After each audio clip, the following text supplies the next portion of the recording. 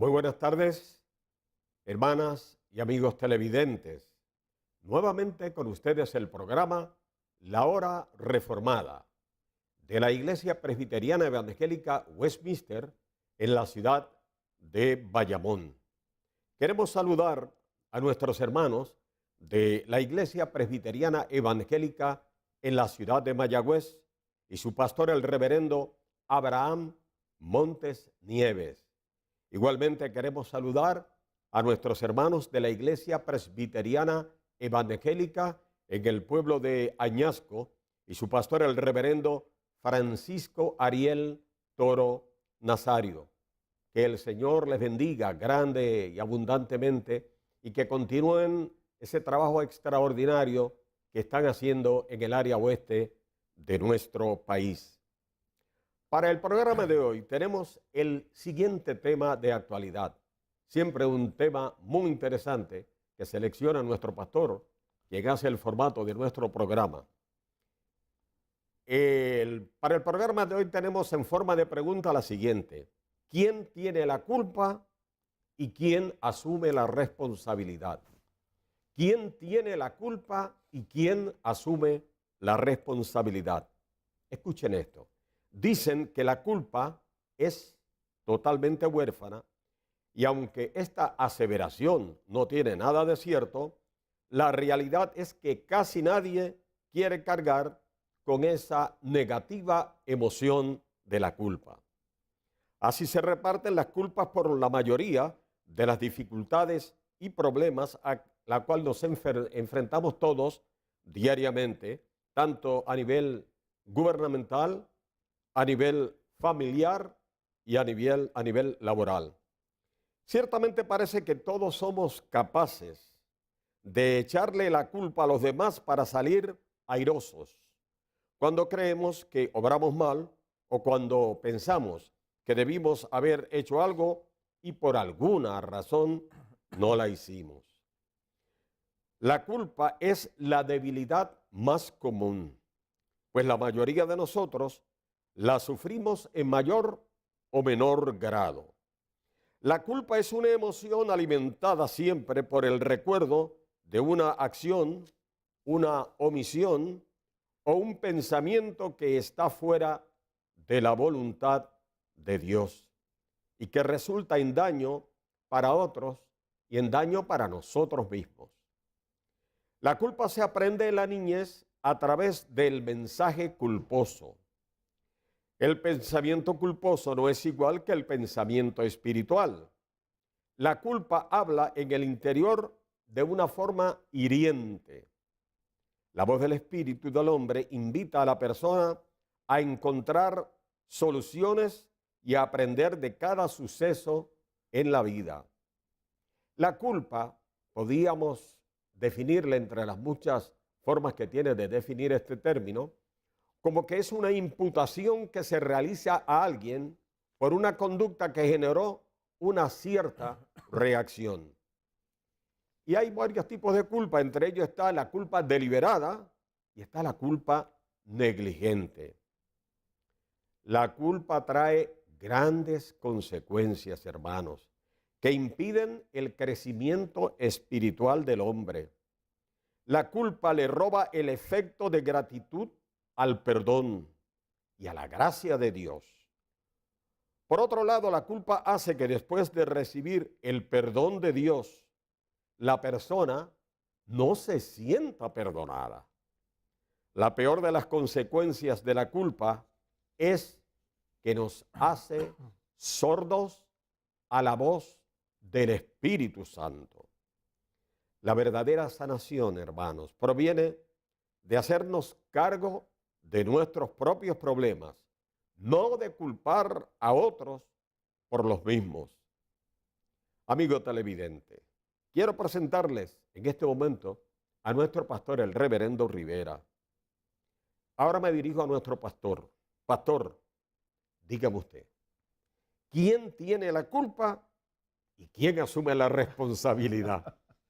Gracias, Pedro. Saludos a todos los amigos y hermanos que nos ven a través de estas ondas. Les saludamos en el nombre del Señor y deseamos que esta experiencia de adorar juntos y de reflexionar juntos en el mensaje de la palabra del Señor sea para vuestro bien, para vuestra afirmación de fe y sobre todo sirva para honrar y glorificar el nombre del Señor. ¿Quién tiene la culpa? Esa es una gran pregunta.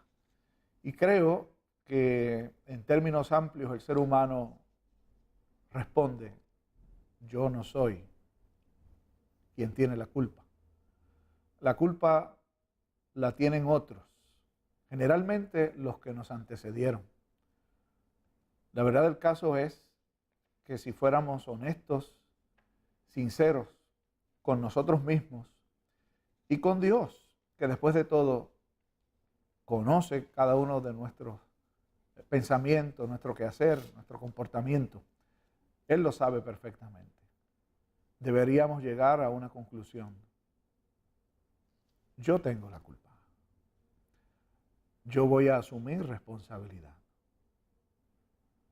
La Sagrada Escritura nos enseña que la tendencia a culpar a otros y a no asumir la propia responsabilidad es la primera reacción del ser humano a su encuentro con el que lo sabe todo, con Dios. Nos relata el libro de Génesis que desde el principio, cuando Dios confrontó a Adán, a su mujer, con el pecado de la desobediencia, su respuesta fue, en el caso de Adán, la mujer que me diste. En el caso de Eva, la serpiente. Fuera cual fuera la intención, de hecho en el caso de Adán no solo responsabiliza a la mujer por la desobediencia, sino a Dios mismo. Pues le dice, la mujer que me diste. En última instancia, según el consenso al que Adán llegó, el responsable era cualquiera menos él. Desde entonces, los seres humanos de manera natural y espontánea respondemos a la hora de ser confrontados, mirando hacia el lado o mirando hacia atrás. El responsable por alguna acción indebida siempre nos parece que es otra persona. Esto lo podemos ver en todos los ámbitos. En los gobiernos, por ejemplo, le invito a reflexionar en la experiencia cuál es la respuesta natural y espontánea de los gobiernos cuando tienen que enfrentar alguna situación difícil. Bueno, este es un mal que heredamos. Esta es una situación que nos ha tocado enfrentar, pero que la responsabilidad por la misma son las pasadas administraciones. Y no solo pasa en el gobierno, sucede en las empresas privadas, sucede en las comunidades, sucede en las familias incluso. Cuando se intenta comenzar algún tipo de responsabilidad, nunca se empieza desde cero. Se entiende que siempre empezamos con una historia previa. Pero quien le toca enfrentar la realidad del momento no quiere asumir su propia responsabilidad.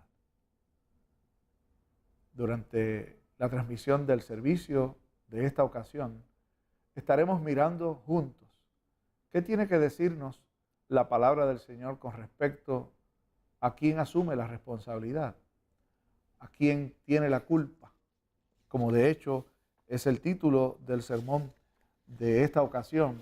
La calentura no está en las sábanas. Y para invitarnos a la reflexión, antes de escuchar el sermón de la ocasión, invitamos a nuestro hermano Pedro que tenga la bondad de compartir con nosotros la lectura de la pregunta y la respuesta del Catecismo Mayor de Westminster para este día. Amados hermanos, leemos del Catecismo Mayor Westminster la pregunta número 94.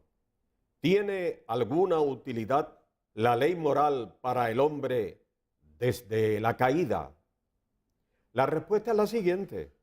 Aunque desde la caída ningún hombre puede alcanzar la justicia y la vida mediante la ley moral, Sin embargo, es de gran utilidad con usos comunes a todos los hombres y a los que son propios a los no regenerados o los que no lo son.